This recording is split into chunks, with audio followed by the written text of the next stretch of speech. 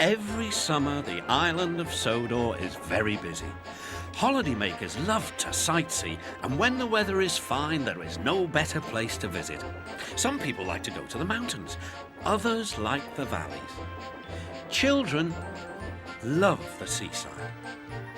One morning, Thomas was puffing along the line that runs by the coast. His two coaches, Annie and Clarabelle, were packed with children going to the beach. Everyone was happy. Percy was taking some trucks to the harbour. "Hello, Thomas. You look cheerful. I wish I could take children today instead of trucks." "They're the Vicar's Sunday School," explained Thomas. "I'm busy this evening, but the station master says I can ask you to take the children home." "Of course I will," promised Percy. Later, Percy saw Harold. "Sorry, Percy, can't talk. I'm on high alert." "Why?" "Bad weather's due. My help's always needed. Mind how you go, Percy."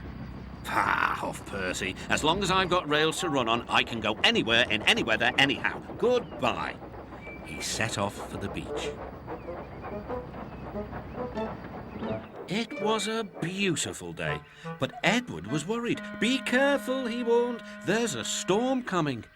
"A promise is a promise," thought Percy, no matter what the weather. The children had a lovely day, but by tea time, dark clouds loomed ahead.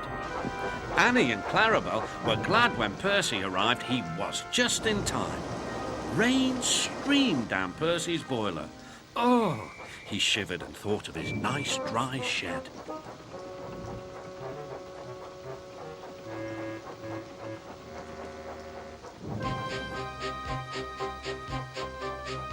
Percy struggled on past coastal villages and into the countryside. The river was rising fast. I wish I could see, complained Percy, as he battled against the rain. More trouble lay ahead.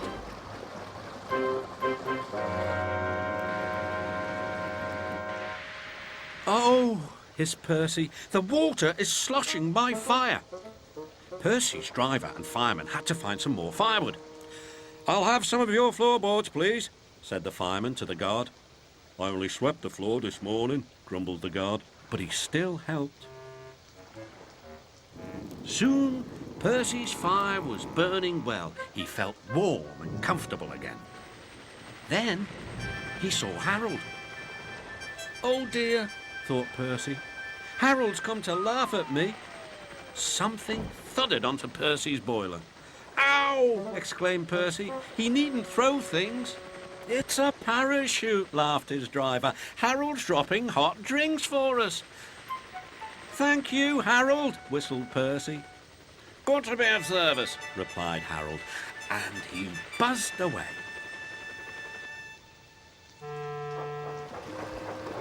The water lapped Percy's wheels. Percy was losing steam again, but he plunged bravely on. "I promised," he panted. "I promised." He made one more big effort, and at last, exhausted but triumphant, he brought the train home. "Well done, Percy," cheered Thomas. "You kept your promise despite everything." The Fat Controller arrived in Harold. First he thanked the men, then Percy. "Harold told me you were a wizard.